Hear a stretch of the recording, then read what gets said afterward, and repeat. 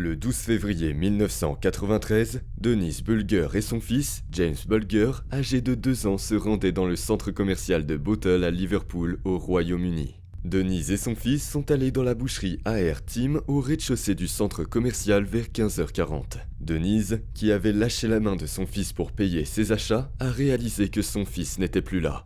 Prise de panique, elle sortit du magasin et se dirigea vers la gauche, de là où ils sont venus, mais ne le trouva pas. Un message fut diffusé au travers des haut-parleurs du centre commercial, en vain.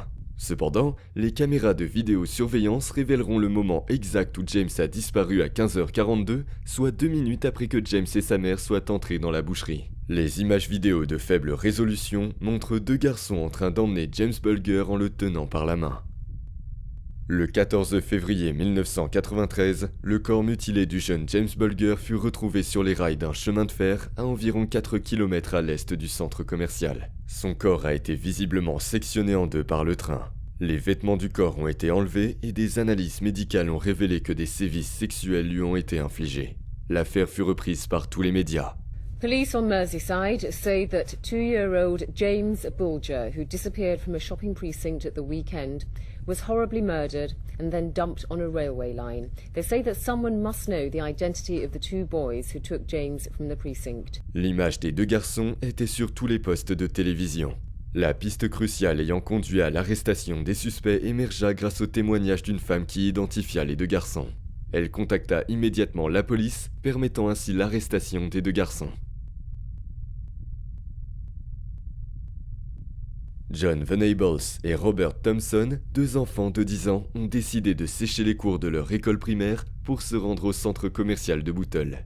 Au cours de la journée, Thompson et Venables ont été vus en train de voler divers articles, notamment des bonbons, des piles et une poupée troll. Commençant à s'ennuyer, les 2 garçons prévoient d'enlever un enfant, de l'emmener vers la route à côté du centre commercial et de le pousser dans la circulation. Ils parcourent les environs pour trouver une victime. À 15h40, ils repèrent James Bulger et sa mère qui entrent dans la boucherie. La mère lâche la main du petit et Venables fait des gestes pour attirer l'attention de l'enfant en bas âge, qui, par curiosité, s'approche d'eux. À 15h42, Venables le prend par la main et sort du magasin par la droite. Thompson et Venables ont emmené Bulger jusqu'au canal Leeds, à environ 400 mètres du centre commercial, où ils l'ont cruellement laissé chuter sur la tête, lui provoquant des blessures au visage. Les garçons plaisantaient sur le fait de pousser Bulger dans le canal. Un témoin oculaire a déclaré avoir vu Bulger pleurant toutes les larmes de son corps. I've heard people saying, why didn't someone do this and why didn't someone do that? But, you know, now the guilt's there. I don't think I'll ever get this guilt. I seen them. I heard the baby crying. And I watched them. Oh, God, I watched them. I've got to look out this window every day. I see these kids. I go to bed and I see these kids. I went to the police that same day, on the Monday, and reported the incident. And I said to the police at that stage, you know, I hope that it wasn't him, because I couldn't live with the thought that I could have done something about it. Les garçons ont parcouru environ 4 km à travers Liverpool. Ils ont été vus par environ 38 personnes, mais la plupart des passants ne sont pas intervenus. 2 personnes ont interpellé Thompson et Venables, mais ils ont prétendu soit que Bulger était leur petit frère, soit qu'il était perdu et qu'ils l'emmenaient à un poste de police. Finalement, les garçons ont conduit Bulger jusqu'à une voie ferrée. Ils l'ont torturé, violé et tué avec une éclisse de chemin de fer de 10 kilos. Les 2 garçons ont ensuite positionné le corps sans vie de James sur les rails du train pour faire passer le tout pour un accident.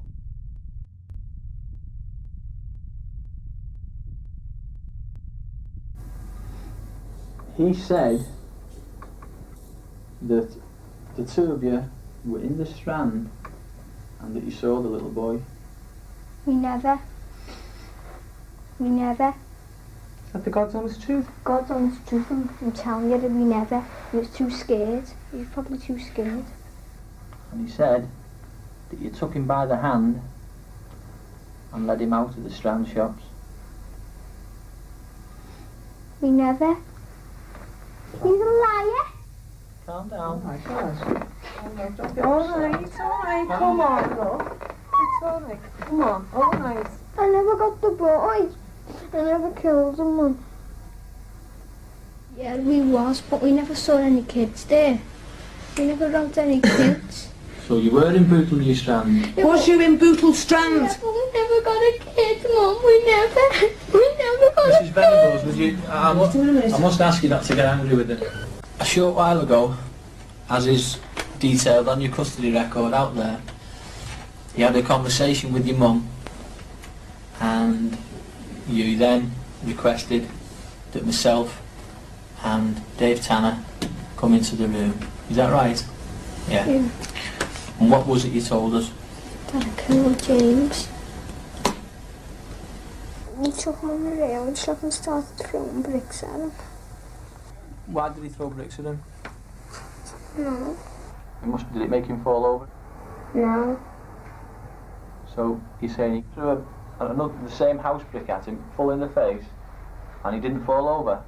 Yeah, he did fall over. And he just kept on getting back up again. He wouldn't stay down. What was he saying while he was doing all this? He was saying stay down, you stupid dickhead and all that. Why did he want him to stay down? I don't know. He wanted him dead probably. So we walked up to him and we were walking around with him and I took his hand. Well, whose idea was it to walk towards him? Mine. Was it?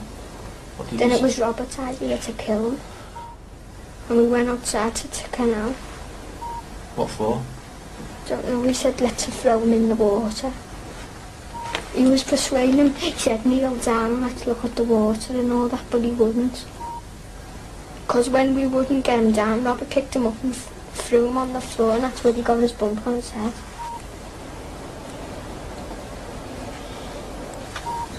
Where'd you go with him after that?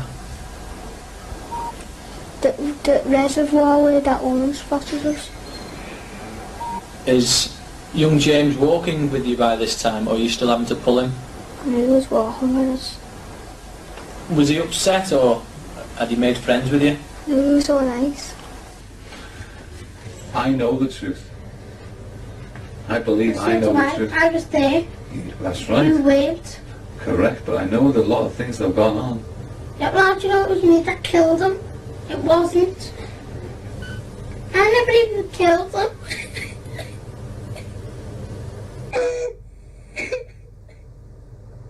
Bobby. What? Come on now. You'll be over in a few minutes if you just tell him the truth. James threw a brick in his face. I don't know. Right. Try and stop. Right.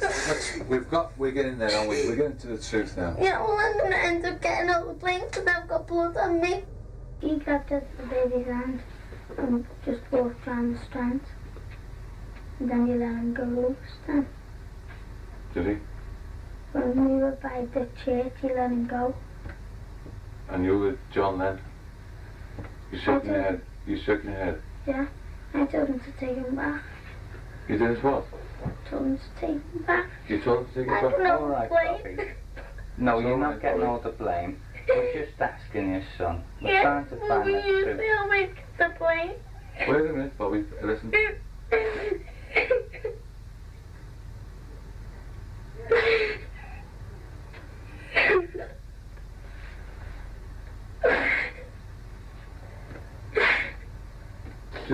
Just calm yourself down for a minute, okay? You alright? He said he wants us more.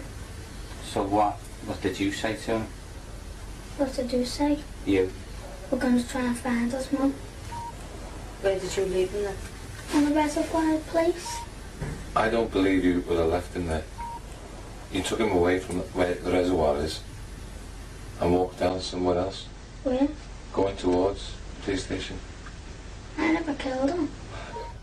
Les garçons ont été inculpés du meurtre de James Bulger le 20 février 1993 et ont comparu devant un tribunal pour jeunes le 22 février 1993, où ils ont été placés en détention en attendant leur procès. 2 days later, on Monday the 22nd of February, the boys were taken to South Sefton Magistrates Court in Bootle for a hearing.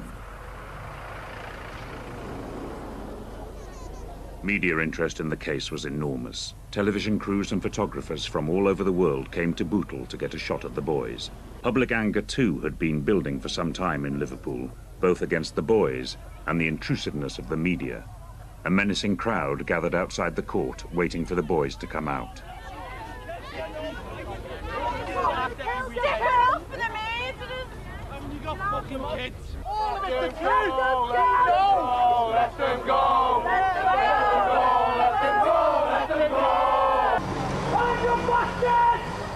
As the boys left in the transit van, bricks were being thrown, people were running up to the side of the transit van, hammering on the side with their fists. The boys I know didn't like that one bit.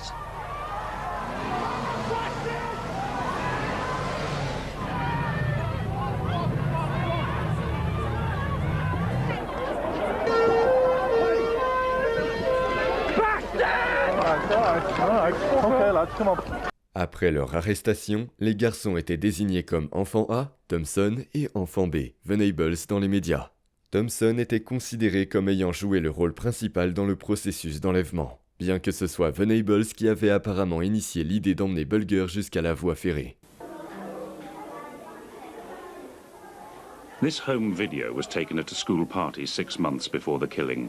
Robert Thompson is the little boy circled. What shocks is his size and childishness. His family life was unhappy. A social work report after the killing revealed that his father was a violent drunk who had disappeared. His mother had subsequently attempted suicide. She too drank heavily. He was the fifth of 7 brothers who grew up afraid of each other. It was alleged that they assaulted and tied each other up. John Venables came from a more secure home, but something was wrong and his education was failing. A teacher from his previous school wrote a report in which she described his disturbed behaviour, how, among other things, he attacked other children, hung himself upside down from coat pegs, lay under chairs, and stuck paper all over his face.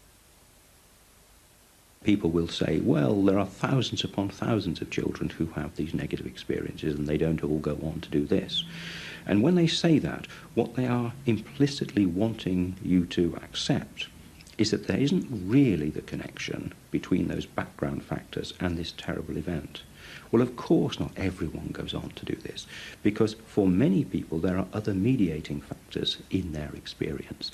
They come across particular teachers at school, they come across other friends, they come across people from other families that provide alternatives.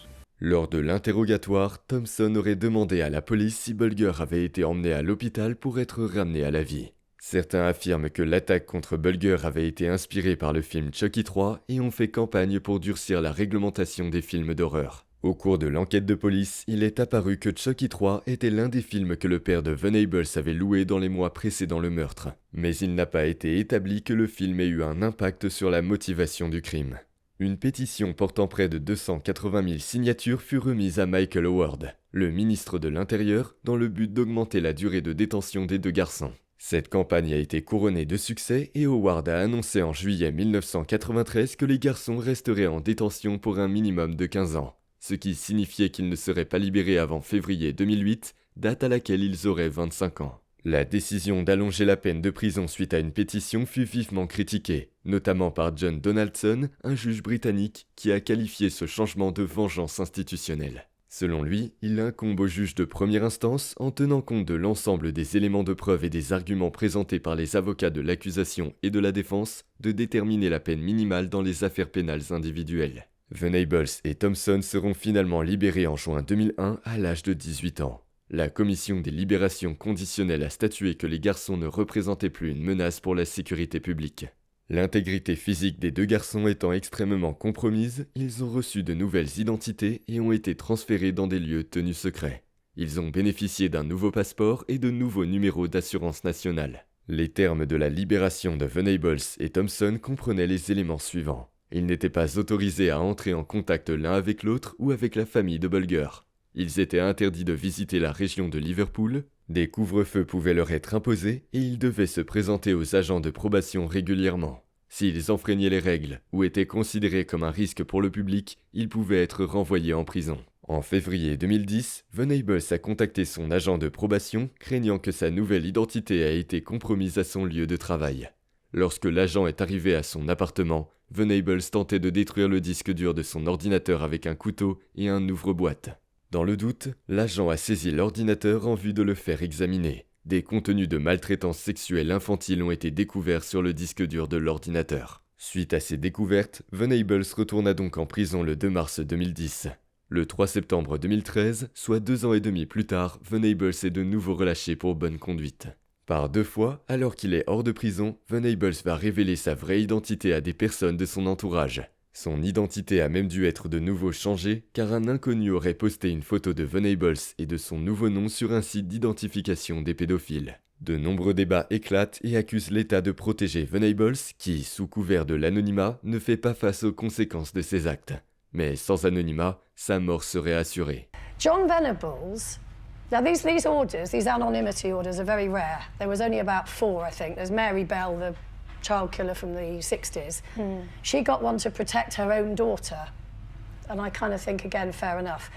But John Venables, how many times does somebody have to keep committing a crime? Because what's happening is that his anonymity is protecting him from the crimes that so every time he does a crime, we don't know who he is. And then he comes back into society. Yeah. Does he meet people who don't know what his background is? You know, and I think he's now committing these crimes as an adult. He's making his choice to commit these crimes as an adult. Therefore, he has no further right to anonymity. It's quite interesting.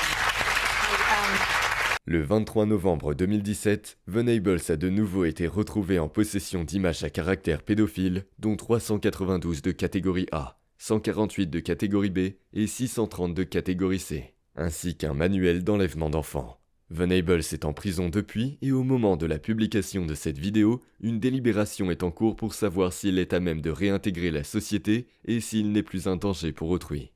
I'm more fearing now that someone is going to mistaken someone else's Venables and do someone who's innocent harm.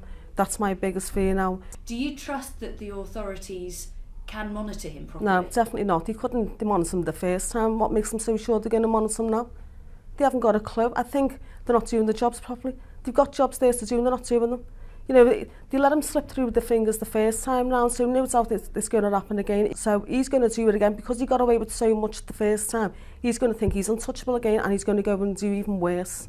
Thompson, quant à lui, n'a pas eu d'autres soucis avec la justice et aujourd'hui, il aurait une femme et 2 enfants. L'affaire James Bulger a été un cauchemar pour la justice britannique, car la législation en vigueur ne prévoyait pas de directives précises pour des accusés d'un si jeune âge. La surmédiatisation de l'affaire et la divulgation des noms des jeunes impliqués ne seront pas répétées dans des affaires similaires qui suivront. Cela a été particulièrement pris en compte dans l'affaire Edlington, qui présentait des similitudes où l'anonymat des 2 accusés âgés de 10 et 11 ans ont été préservés. Et vous, pensez-vous que la justice fait bien de conserver l'anonymat des jeunes criminels ? Que devrait-elle faire dans le cas de Venables ? N'hésitez pas à donner votre avis en commentaire.